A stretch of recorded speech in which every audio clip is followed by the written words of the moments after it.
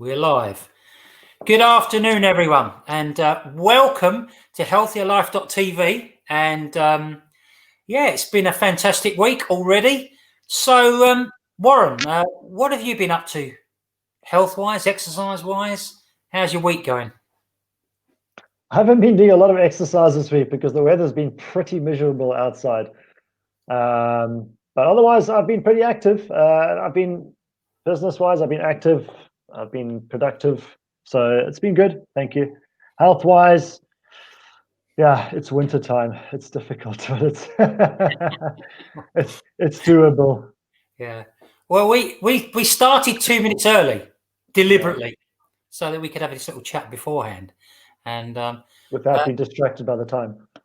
Yeah, I don't want to talk about my week so far because it's I've got a slight injury, but it's temporary. It's only for a few days, so I couldn't get out really and do any exercise. But right, today's subject is actually one of my favourites, actually. And now you may not think that it's health-wise, but it really is, and it affects absolutely everything. And that is, how can we restore mental alertness? Okay. So what do you reckon, Warren? What do you feel about mental alertness?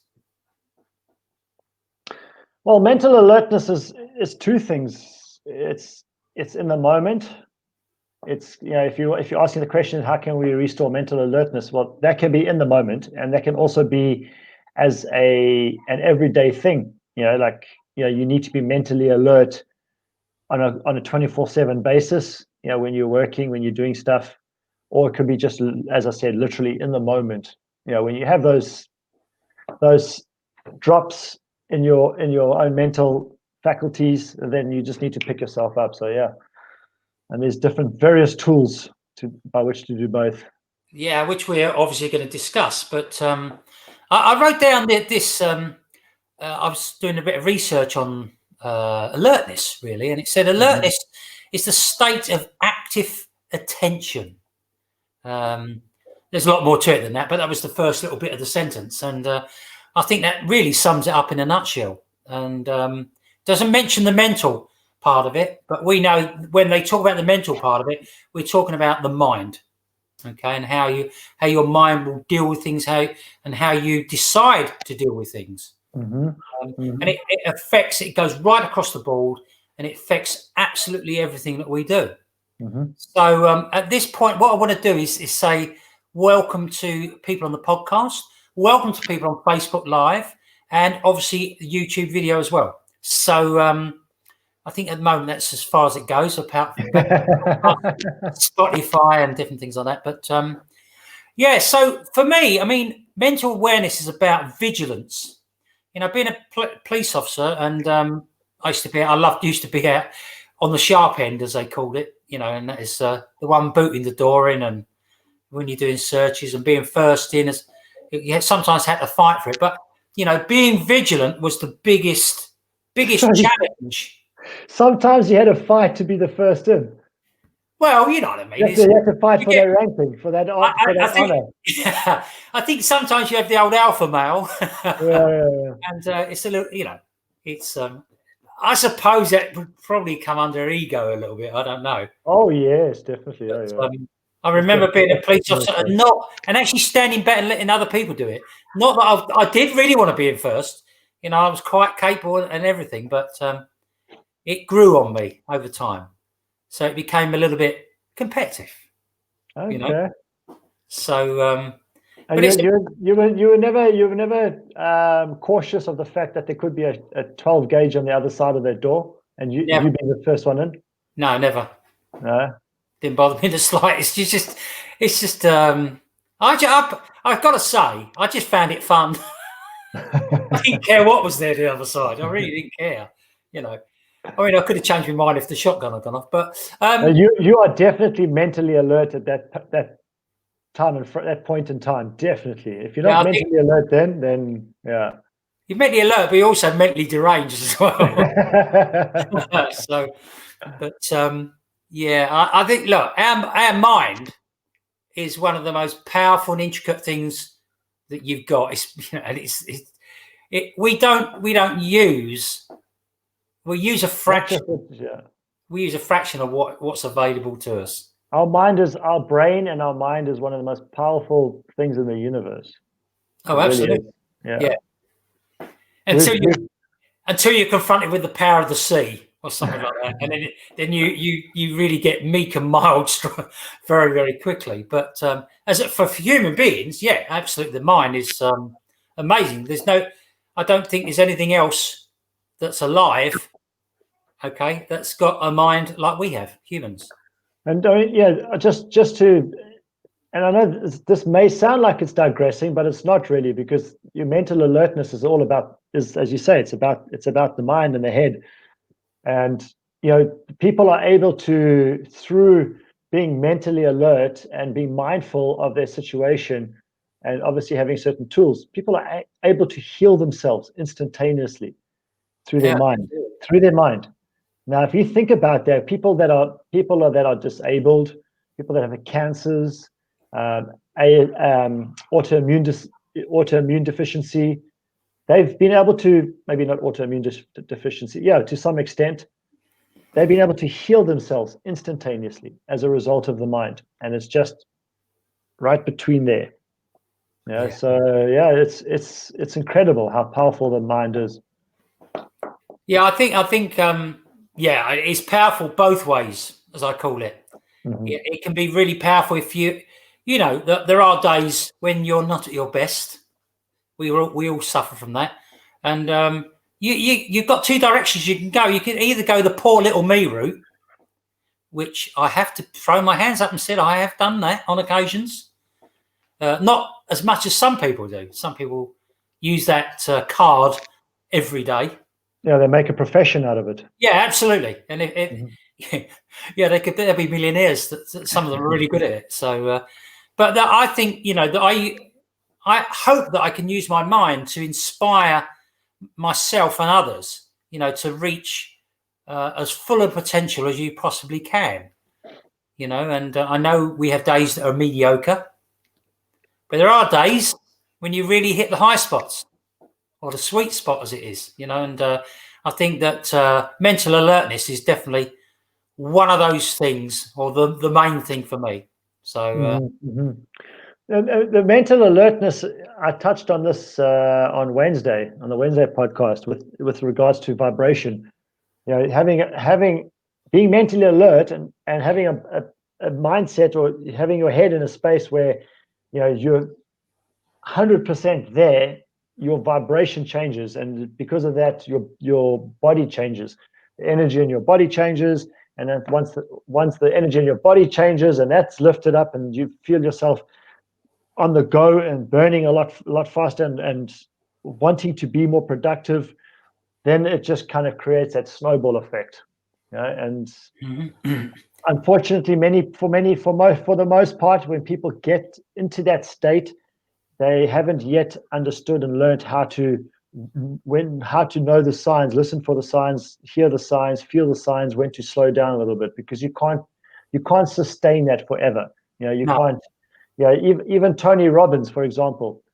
Tony Robbins can speak on stage for a whole day, and I've seen him from 10 o'clock in the morning till after midnight, non-stop. I've seen him do it. All he's doing is he's just drinking water, but he's 100% engaged in the moment. But then the next day, he's not on stage. No. Yeah, because he knows he needs to rest the next day, because for a whole day he was literally on point the whole time. So this is one of the keys, is learning when to slow down a little bit and when to just regain your resources.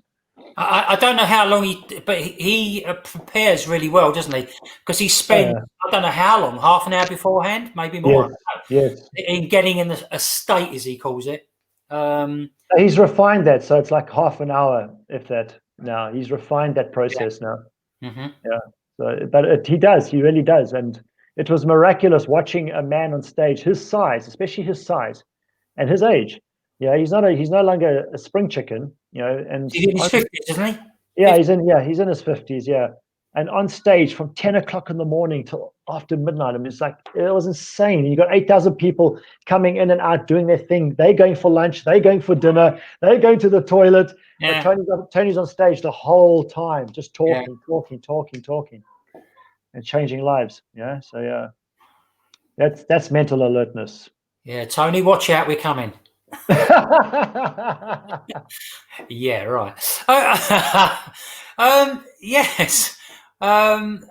Yeah, so mental alertness, as I say, you either go after or try to get to your full potential, or you can use it in other ways that you can find yourself going down a rabbit hole. Okay.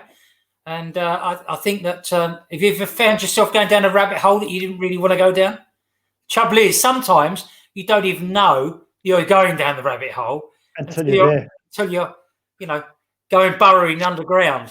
Such as you go to Facebook or something to go and do something, and you just veer off. You see something, you just veer off, and it's like 40 minutes has gone. And that's how the mental alertness can help you focus, and you should always have narrow focus on what you're doing and concentration. And mental alertness will help you with the concentration. Mm-hmm.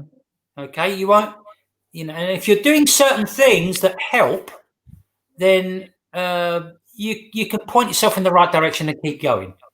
Now, I remember right you saying, was it right? You said you at some stage you had a problem with focus. Yes. Yeah. Well, I think we've all had that problem, but yeah.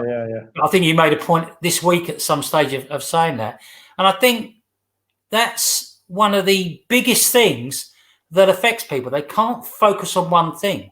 Mm-hmm. It's the old fishbowl syndrome. Spinning the plates, multitasking, whatever. You want to, multitasking. I don't care what anyone says. Multitasking is bad. Mm-hmm. It's horrible for your psyche in getting things done. Because you're sending the wrong message to your subconscious and to your consciousness at the same time. You're sending the wrong message. Yeah. So you're telling your mind that it's in control when you're not in control, and you're telling your subconscious that you don't trust yourself to get something done, done, and then move on to the next thing. So you're constantly trying to compensate for that, and you're telling your subconscious you're not good enough to do that and focus. So 100% multitasking. Yeah, and I know. I'm not going to apologize for this, ladies, because I know ladies love to think that they can multitask, and they berate men for not being able to do more than one thing at a time. But if you think about it back to ancient times when Homo sapien became Homo sapiens sapiens, and prior to that, we men and women, they're discovering more and more evidence of this now, that women used to go hunting with their hunting parties as well, not just men. But for the most part, men would be out hunting, and you can't focus on more than one thing at a time. You're only focusing on one thing, but you got to keep your eyes peeled for everything that's going on around you and your ears.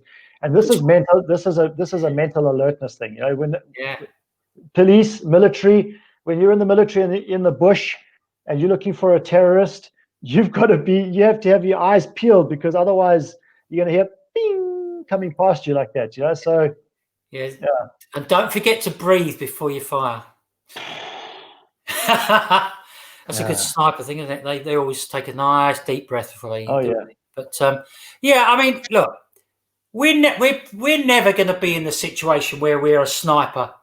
At this stage of our lives, we're never going to be like that. But when we talk about being vigilant, it may be when you're out late at night, you got to be a bit vigilant. And mental alertness is so important. You've got to know, and I don't mean being when I say mental alerts, I don't mean being frantic and worrying about what's around you. It's just being aware, of what's around you. Now, you can't be aware about everything. We get that, but there are a lot of things you can be aware of and be vigilant, and that's what we're talking about. We're talking about having your mind as sharp as you can possibly get it. And this will lead me to the first tool that I want to share with people is being mindful in every moment of the day. So as you move from one moment of the day to the next, be mindful of that moment. So even if you're walking, when you're driving, when you're walking, be mindful of what you're doing. So just be in the moment, present, and don't, because as you say, people can become manic in life. You can. Yeah. So if you just in that moment, mindful, and that's what you're focusing on, you're enjoying the experience of whatever it is that you're doing, you will be amazed at how mentally sharp you become, because you're not focusing on the wrong things. You're not trying to force the issue. You're just allowing it to happen, but at the same time, because you're mindful, you're in that zone. You're not bothered by what's going on around you. But you can still react to what's going on around you because you are mindful. So if something does come into your path or into your zone, you will be more alert and ready to respond to it because you are mindful. And this is the thing. People think so much, they overanalyze everything these days. People try to dissect everything so much that you get too tired to be alert because you've got so much going on in your head that's unnecessary. Does that make sense? Yeah, absolutely. Yeah. I'm just going to tell you a little story. I haven't got time. Cool. Just very quickly. I must have been aged about 14 or 15. And unfortunately, I have to report that I was drinking quite a bit, even at that age. And I was going in pubs and different things like that. Anyway, so I went to this pub near Tottenham. And I opened this sort of fire door to get in the pub. And, I was going out the door, sorry. And basically it slammed. And just inside the door were a little gang of about 5 or 6 yobs. Okay. So, and I was a little bit of a yob then as well. You were yob, yeah. Quite one. But anyway, so, and they said, what's your problem and all this? And they were going to beat me up. Within about 2 seconds of me, I just let the door go by mistake, Yeah. And did they think you were being aggressive or something like that? Well, no, yeah, maybe, I don't know, but and it was all going to go off, and I've always been pretty quick on my feet, thinking wise, as well as being able to sprint. But and I made up a story about. I don't really want to say because it's embarrassing, but I made up a story about someone dying, and I just come from the funeral, and I was, oh, you're all right, mate, and all this, And I went, so I went back out the door, and as I shut the door, I shouted at him and run. But that was the funny part. But I mean, look, I think the thing is that I was mentally alert. I was mentally aware of what was going around me, and I'm thinking all the time, how am I going to get away from this? How am I going to get out of this? And now we don't want to be in a position like that at all. But you can see what I'm getting at. And then going to join the police about 4 years later. And it just sort of carried on from there. I was always alert. I got jumped once in 33 years by five people, and but I didn't get badly injured or anything like that. But apart from that, I mean, it was fairly plain sailing. But it's look, it's important for each individual, for everyone listening here about. About paying attention to what's going on around you. And that's not only when you're walking out, it's also when you're dealing with children. It's like you've got to keep a sharp eye on them. You can't let them go off and do different things because they could have an accident or worse, So, and also in your business, because we've got a business opportunity that we currently run, and you have to be mindful, as you mentioned earlier, and you have to be aware of what's going on. And occasionally you make mistakes. But I tell you what, some of these mistakes can be very expensive. Of course, yeah. Yeah, and that's happened to me recently where I didn't pay attention to something financial. And then I got the bill. And so you've got to be on the ball. You can't let things slide. It's like somebody approached me. Somebody approached me about joining a Bitcoin trading platform. All right. Yeah. Okay, and I said, look, I don't have the time and the resource, the energy to be doing that right now, and I just don't want to create the time for that right now. No. I've got other important things I'm dealing with, more important things. So she said to me, "Oh, that's okay. You don't need to be actively trading because somebody will do the trading for you." I'm like, no. No, thanks. I want to be mindful of what my Bitcoin is doing. You know, I want to be in control, not necessarily fully in control of that, but I want to be mindful of what's not just leave it for somebody else to do. I don't care who they are. Unless it's like a fiduciary system where they only get paid if I make money. Yeah. You understand? If that's the case, then fine. But otherwise, I'm not interested. And this is the whole thing. And sometimes people will say it's a control thing, and you want to be in control of the situation. Not necessarily.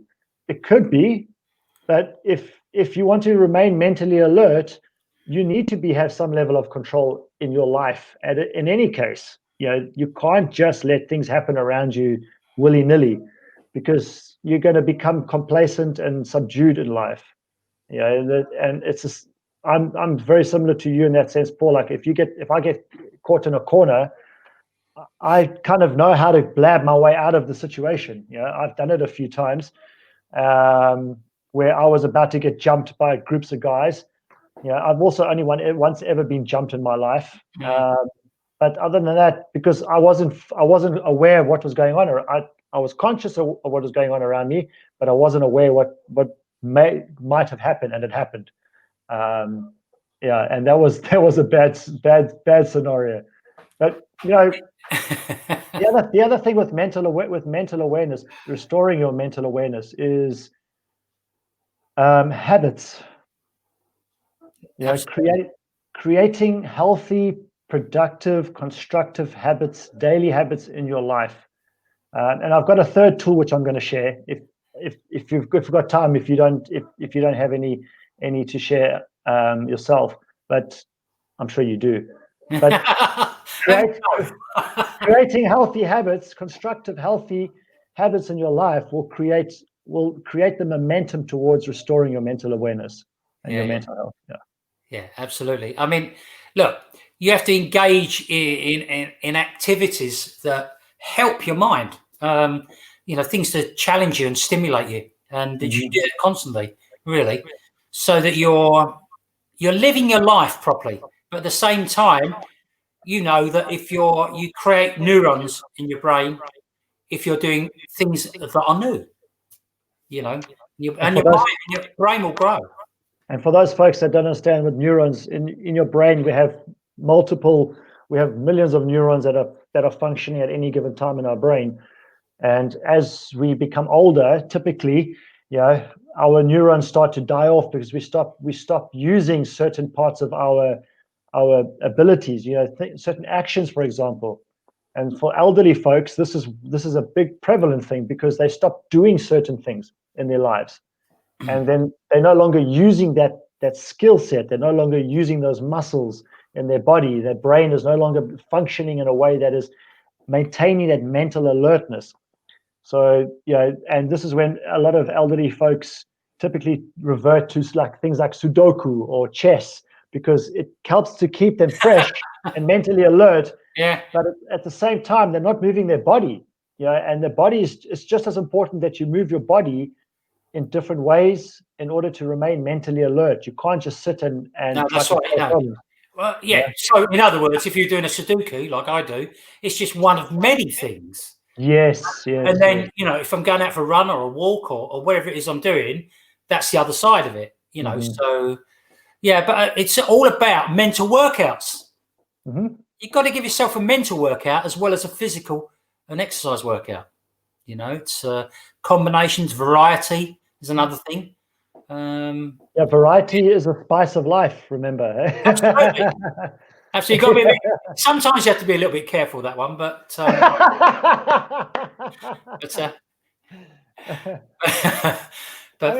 no, you're right. If I look at you and I, I'm 48. You're in your what, 30s? Yeah. I was 29 last count. So you and I both are into growth, development, research, understanding, knowledge, application of that knowledge. You and I are both very much into that. And look how young at heart and how much spirit you and I have. I know we do, and I'm going to say that, and especially a guy your age as well, Paul. Not that you're ancient, but I mean, how many men at your age are doing the things that you're doing, And it's a testament to the fact that you have the will to remain young at heart and young in mind, and mental alertness is there, and it's because of the things that you do. Whether you decided to do that subconsciously or not is another story. But the fact that you're doing the things that you do have aided you in staying young at heart and staying young and physically, mentally, and that. You may look old, but that's different. Well, I mean, this is actually my 42nd year doing personal development. So, and I've always been in sports. So the combination of the two, and eating the right things as well, which I've not always done, it does help. It absolutely does, And but I just think we should keep doing activities that challenge the mind. Yeah. I think that's if you can go away and take nothing but that, then I think we've all have learnt something, and keeping it going. That's the other thing, So what are your goals? What I want people to think about what they want to do or what they want to achieve in their life. How much potential have you got? You don't get to 45 and then suddenly make a decision. Well, do you know what? I'm going to sit on the couch for the rest of my life and watch Coronation Street or whatever it is or whatever soap you watch in your country. I refuse to watch soaps. Oh no, I won't watch soaps. I don't like watching soaps. No, but I know a lot of people that do. A lot of people watch reality TV. I can't stand reality TV. It's so false. It is. It's like, get real. There's a show that Andrea and our daughter Laura has started watching, and it's about this real estate company in the US. Okay. And these guys are like millionaire real estate agents and things like this, and they deal with properties in hundreds of millions of dollars, tens of millions of dollars, and whatnot.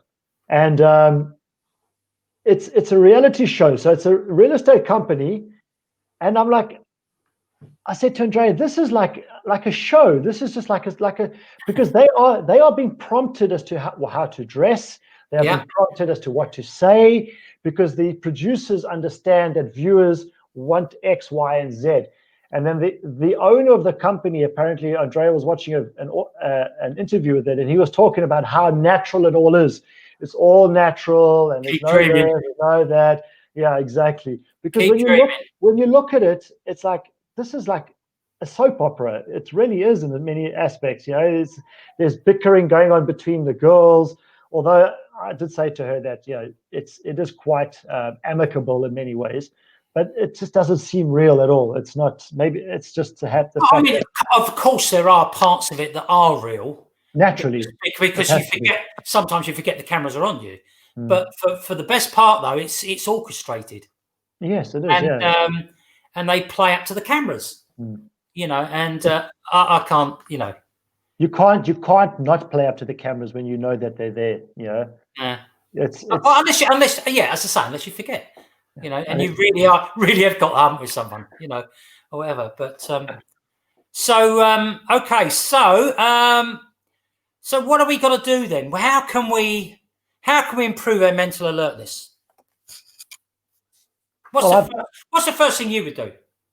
Well, I've given 2 tips already. It's to be mindful in that moment. Okay. The first tip that I gave, I'm trying to remember what that was now. The good thing is the people listening and watching can go back. They can go back to the replay. But at this present moment, we're live. So yeah. I'm trying to remember that's the problem with not having notes, Warren. So well, it's about in my the way I think about mindfulness is, and not mindfulness, but being mentally alert is is switching things up on a fairly regular basis, keeping things fresh as well, within your, physically, mentally, because physically, the physical aspect of it is imperative. If your body is not physical, your mind is going to struggle to be mentally alert. It's just a given, and you don't have to be super healthy, but you should be doing something physically. And then the third thing I wanted to touch on is segments of intention, which is a new it's a technique that I've learned not just for being mentally alert, but for life in general. And it's every time you move into a new segment of your day, okay, similar to being mindful, you create an intention for that segment. So if, for example, let's say you're going to be driving across the city and you have an important meeting to get to, your segment of intention might look like something like, okay, I intend to have a safe journey between this point and that point. I want to get there with enough time, so I'm not rushing, and be respectful of the people I'm going to meet, and they're on time. Okay, that could be a segment of intention. Another segment of intention may be, I'm about to sit down at the desk and do some work. My intention for this segment is to be mindful, 100% in the moment, and not be distracted by things that are going on around me. And this helps you to maintain a level of mental awareness and mental acuity that is, that it's really going to provide a tool for you that will help in life in general, So, and I've started using it fairly recently, and it's really powerful. Yeah. Yeah. So for me, I would say regular exercise. Mm-hmm. Look, we talk about exercise all the time, so we're not going to go to we're not going to go berserk into that. All I'm saying is that exercise will make you feel good. It will release the endorphins and things like that. So, puts you in a good mood, keeps you sharp, keeps you alive, and on the ball. And healthy as well, because this is the HealthierLife.tv. So, and that's why mental alertness is so important to your health. What else? Can you think of anything else you would do at all? Well, we mentioned games. We mentioned games earlier. So yeah. Things like puzzles, maybe. We mentioned Sudokus, crosswords. You could even go and watch University Challenge. I don't know if other people have that, but we've got two teams from universities answering questions on subjects that we don't know anything about. Although on one occasion I did manage to answer about 9 questions. Got to get them right, but that's only because they just happened to veer onto something I knew about. But other things as well. I mean, there's lots of ways. You mentioned playing chess. There's lots of different ways that you can do it. You can start writing. Write a blog entry, write a book. There's many ways of staying active and mentally alert. What about anything else you can think of? Rosie touched on the importance of people to understand that time is precious. And absolutely. Once we all understand this, and you can make plans for each day.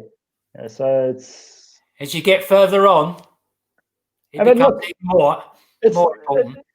It's a bit of a time is a bit of a dichotomy, because we live in a world of time, where time dictates a lot of what we do and what we're able to do in life. Okay, but this is a construction of man. There is no time. It's just a construct of man. Like money is a construct of man. Money created man. I mean, man created money. Man created time to create order, to create construction, to create structure. Man created time. And so for me, it's a bit of a dichotomy, because I say to people, there is no such thing as a time excuse. We were talking about this on Wednesday, and I was running late for the podcast, and I put my hand up and I said, I messed up, okay, and it was, I hadn't planned my time accordingly, but in the same breath, there really is no, I could have been there on time.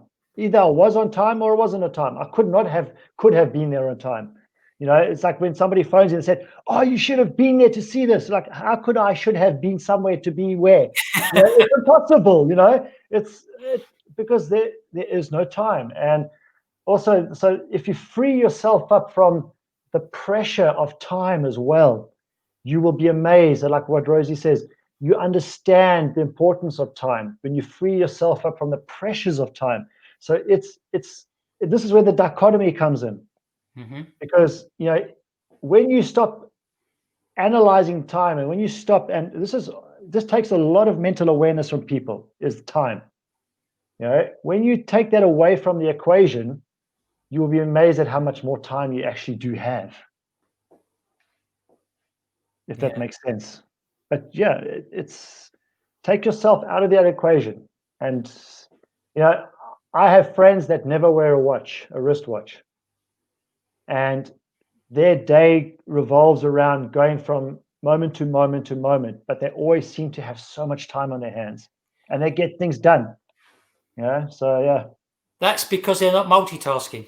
Yes, they're not multitasking. There's another thing I just thought of while we was talking earlier, when we talk about mental alertness, and if you take it, you were in the military, weren't you? Yes. Okay. Did you ever do sentry duty? Oh yeah. Okay. How long did you do it for? Typically 12 hours. What? Without a break? Only break you would get is to go for a pishy or to the toilet. Okay. Well, what? Okay. Sometimes it'll be 8 hours sentry. I've done more than 2 days sentry shift. Okay. Yeah. See because one of the things I found was when I used to do nights, and nights is worse. But when we were doing police work and that, and you were keeping observation or something, it saps your strength like anything. Because you can only concentrate so much. So I think I'm right in saying that sentries nowadays probably only do the maximum 2 hours. Some only do an hour. And that's to keep you fresh, keep you moving, and then you go and do something else. You're going to have a break, or you're going to have a walk, and I think it's important for everyone's attention span is different, and I think that you have to understand what your own mental alertness is to be able to say, well, I know after 20 minutes I start losing my concentration. So if that is the case, obviously you're going to work on trying to stretch it out a bit further, but after 20 minutes initially, if you're studying for an exam or something like that, or on a training course that's on video, online or something like that, stop after 20 minutes and go and change environment, change what you're doing, jump ups, maybe do some exercises, walk outside, have your cigarette, if that's what you do, have a cup of coffee or tea, and then go back to doing it. And it's now a new fresh 20 minutes. Yeah. And I'm all for getting people moving, not staying in one position, and I think that's very, very important for mental alertness, 100%. And it really does work. And added to that, you've got to have adequate food, not too much, not too little. You've got to have sufficient water, so you've got to stay hydrated, and it's very, very important that you do that, and you mentioned mindfulness earlier, which I thought was very, very important. But added to that is sleep. If you're not getting a good night's sleep, you have this deprivation of sleep, then you can forget being effective. I've just seen. I'm just watching Rosie put another message on there. I don't know. Military. I can't see it fully, so. I know military on service is totally different to any other lifestyle imaginable. How the brain and body keeps alert is amazing. Stress. Yeah. It's honestly, I mean, I learned how to sleep standing up in the military, because you're standing on guard duty. They stick you at a gate that's 10 kilometers away from anywhere. The nearest point of civilization. You're in the middle of the bush, and they got you in a castle-built like type of turret. And you're standing at a gate for 8-hour shifts, no problem. And then you sleep in that tower, and then you come back again and carry on. So it's it's hard. It really is. But you learn how to condition yourself for that, because when you're in the bush, you don't know how long it is you have to stay awake. No, that's right. No, You really don't know. Was that actually part of training? Yeah. That was, yeah. Okay. Yeah.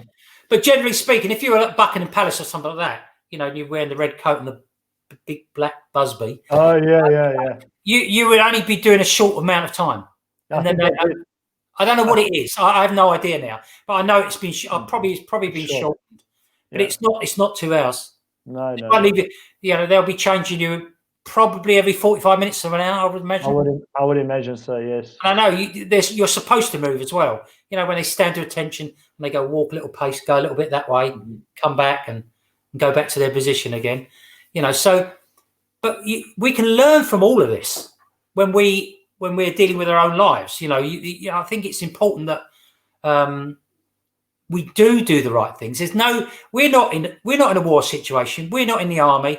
So yes, we can have 8 hours sleep per night, uninterrupted behind black curtains. If you can, yeah. Blackout curtains and things like that, and turn everything off. I even turn my mobile off now, so nobody can contact me during the night. Yeah, no, I've got my phone on. So I use it as an alarm, but I've got it on airplane mode. Yeah. So there's no Wi-Fi, no nothing like that sitting next to my head. The only thing is sleep apnea. For us blokes, we snore typically. So do women, but for me, I think I struggle with sleep apnea, and I'm trying to solve that, because although I sleep you could drop a napalm bomb next to me and I wouldn't wake up. But the point of the matter is that I'm getting disturbed because I'm not sleeping consistently throughout the night because of my snoring. And that when I wake up in the morning, I get up. I have to just get up, because otherwise I could carry on sleeping again. So as soon as that alarm goes off, I have to get up. And I've conditioned myself to do that. I need sleep. Some people just don't really need a lot of sleep, though. Well, What's it mean? I would argue about that, but there you go. What? That people don't need the sleep. I think people do need the sleep. I've had a boss, Paul. She was an athlete. Mm-hmm. Okay. And she was a top level manager, and she slept on no more than 5 hours sleep a day, and she functioned like you will not believe every single day. But those type of people are rare. Very rare, yeah. Very rare, and you've got to be aware there are some people that don't, but most people do have to. I mean, a lot of your genius business people, they don't sleep more than 4 or 5 hours a day. Many. I think Jack Ma, if I'm not mistaken, is one of them. I don't think he sleeps much. Maggie Thatcher, 4 hours of sleep. Yeah. Sometimes people have so much drive and conviction and purpose in their life that they don't have the time to sleep. They really don't. They don't. They're thinking that the hours I'm sleeping, I'm wasting on what I could be doing with my purpose, and this keeps them driven. But a lot of those people will eventually hit a wall. They'll hit a brick wall at some point. Yeah, I just think that the only other thing I would say to that, we've spoken about it many times, is power naps. Yeah. Because you can have power naps. Winston Churchill used to have. That's good enough for me. And I think that you can use power naps quite well as well. Very effectively. But don't have more than half an hour. Yeah. Because otherwise you'll go into a different level of sleep. So 10 to 20 minutes, that's ample. So just very quickly before I hand over to you for our to finish off. Wrap up. What you eat is quite important as well. Now I've got 4 favourites that I like. Now one of them I don't eat very often, funny enough, but one's berries. Okay. Very, very important. I've forgotten what they are now. Berries is definitely one of them. Avocados, which I don't have that often, but actually they're very, very good for you. Can you think of anything else that will help you brain-wise? Half an avocado a day is more than enough, and frozen berries if you can, because frozen berries have more nutrients inside of them than the fresh ones. Yeah, I agree with you. Mm-hmm. And look, also if you want to start off your day on a good note, have a glass of lemon apple cider vinegar, and that just helps to flush out the whole system, and you'll be amazed. And the perfect, in my opinion, the perfect way to create mental alertness first thing in the morning is a nice 5-minute ice cold shower. You have no choice.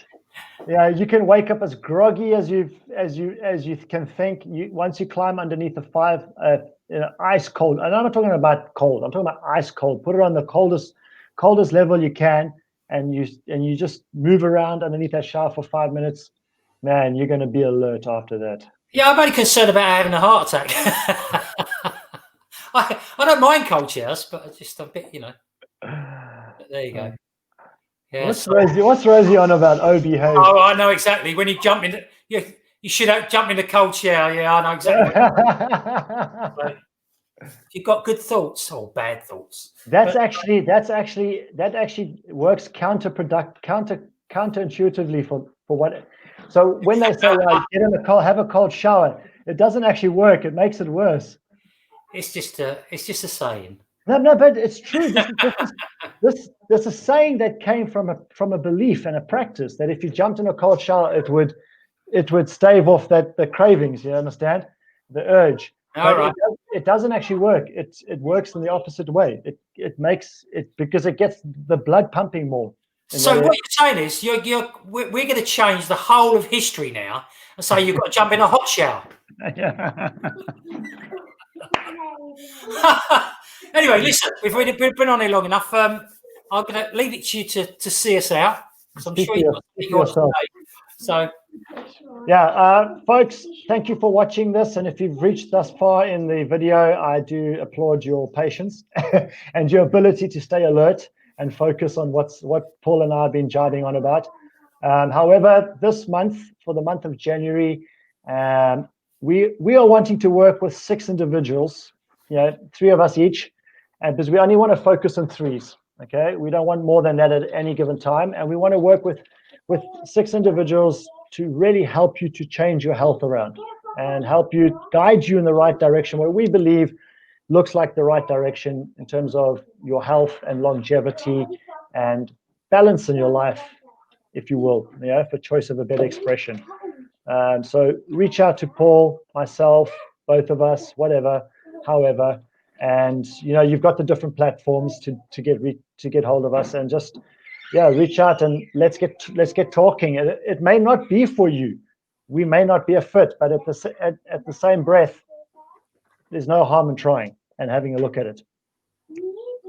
Absolutely.